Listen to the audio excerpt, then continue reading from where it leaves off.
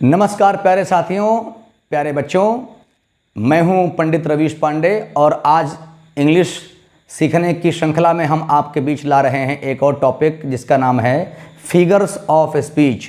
कुछ बच्चों ने रिक्वेस्ट किया कि उनको ये टॉपिक कुछ प्रॉब्लम्स क्रिएट कर रहा है, तो मैंने आपके लिए ये सेवा हाजिर कर दी है। हम जब भी पढ़ते हैं फिगर्स ऑफ स्पीच, जिसको अलंकार कहते हैं, जब भी हम कोई पोअम लिखते या पढ़ते हैं तो उसमें हम अलंकारों का प्रयोग करते हैं ताकि वो भाषा हमारी इंटरेस्टिंग हो जाए, इफ़ेक्टिव हो जाए, लोग उसको ध्यान से पढ़ें, आनंद लें। तो इस श्रृंखला में बहुत सारे हमारे पास अलंकार हैं। We have several figures of speech, but today I am going to discuss only 6 of them. The first one is simile.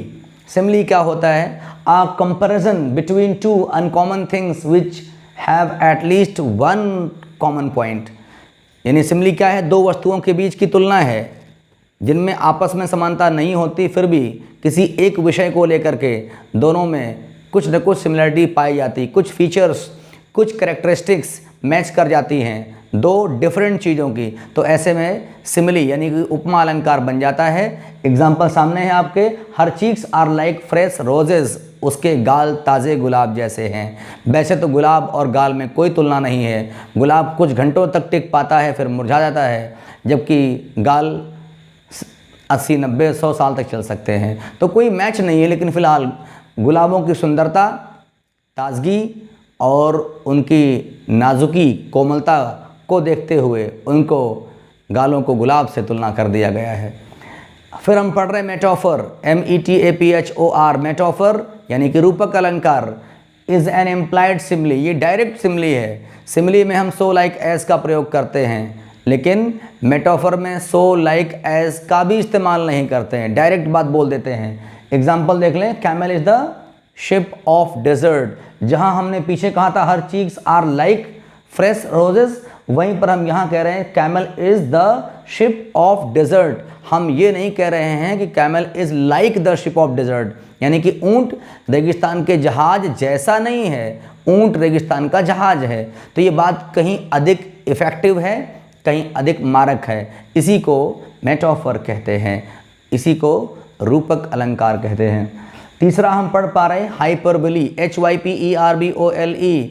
You have not to pronounce it hyperbole, it is hyperbole, अतिशयोक्ति अलंकार।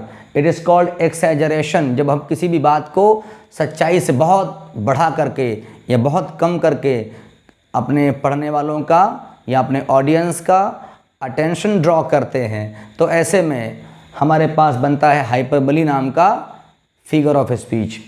Example देख लें, Belinda smiled and all the world was gay. Belinda मुस्कराई और दुनिया पूरी खुश हो गई। It is impossible, it has been just said because the poet is trying to say that Belinda's smile was very much attractive and lovely, but it can not please everybody, so it is just hyperbole. हम अगला पढ़ पा रहे हैं 4 number पे। इसको पढ़ना क्या? इट इज़ ओनोमेटोपिया, ओनोमोटोपोइया नहीं, it is onomatopoeia. Onomatopoeia means ध्वनि सूचक अलंकार। लिखा क्या है? ओनोमोटोपिया में क्या होता है? Sound suggests meaning. जो शब्द लिखे गए होते हैं उनमें कुछ साउंड निकलती है और उसी साउंड के द्वारा ही हम पूरी बात समझ लेते हैं। जैसे कि बज़, मधुमक्खियों का बजिंग करना, स्नेक का हिस करना, या कॉइन्स की चिंक होना, और जिंगल होता है चेन का या किसी बेल का। तो जहाँ पर आवाज़ों के द्वारा मीनिंग क्लियर हो जाती है, दैट इज़ ओनोमोटोपिया, यानी कि ध्वनि सूचक अलंकार। 5 नंबर पे हमारे पास आ रहा है यूफेमिज्म। ये क्या होता है? Euphemism is a substitution of offensive words with inoffensive ones. जो वर्ड थोड़ा सा सुनने में ऑफेंसिव लगते हैं, कानों को अच्छे नहीं लगते हैं, चुभते हैं, या थोड़ा सा सिविलाइज्ड पैटर्न पे नहीं आते हैं, उनको थोड़ा सा इनऑफेंसिव वर्ड से, थोड़ा सुनने में अच्छे लगने वाले शब्दों से जब हम रिप्लेस कर देते हैं, तो वहाँ पर हम कहते हैं यूफेमिज्म। जैसे कि आज की घटना है, हमें कहना हो कि राजू श्रीवास्तव हैज़ डाइड। हमारे कॉमेडियन राजू भाई नहीं रहे, तो उनके लिए हम कह सकते हैं कि Raju Srivastava has breathed his last, या Raju Srivastava has passed away. तो डाई की जगह पर पास अवे या ब्रेथ हिज या ब्रेथ हर लास्ट, कह करके बात को हम कम ऑफेंसिव बनाते हैं, इसी को कहते हैं यूफेमिज्म।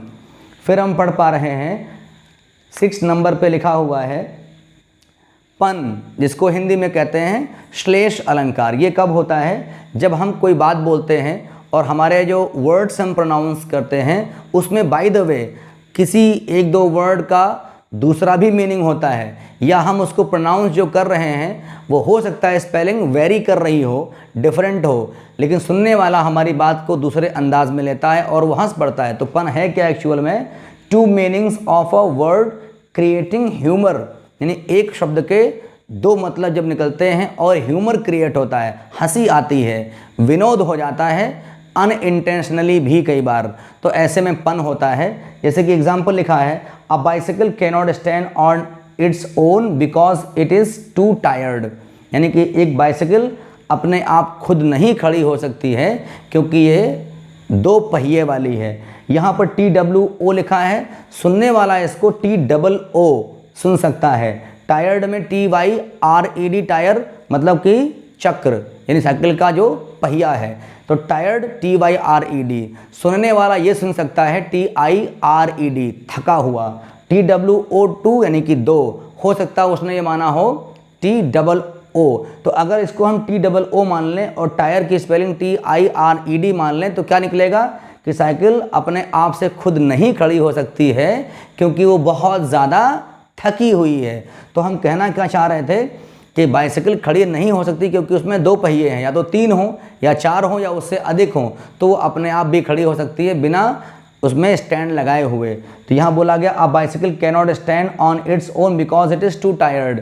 तो बच्चों, साथियों, जो टू टायर्ड वर्ड है वो सुनने में ऐसा भी लगता है कि साइकिल बहुत थकी हुई है, और ऐसे में सुनने वालों को हंसी आ सकती है। सो it is very obvious and common that it is पन, यानी कि श्लेष अलंकार। तो आज के लिए इतना ही हमने आपके बीच में डिस्कस किया 6 फिगर्स ऑफ स्पीच। इसको आप फिगर ऑफ स्पीचेस नहीं कहेंगे, फिगर्स ऑफ स्पीच कहेंगे, और वर्ड्स को बहुत कायदे से प्रोनाउंस करेंगे। आप इसको प्रिपेयर करें, अगले एपिसोड में इसके आगे के और कुछ लेकर के हम आपके बीच में आ जाएंगे। तब तक के लिए बहुत बहुत धन्यवाद।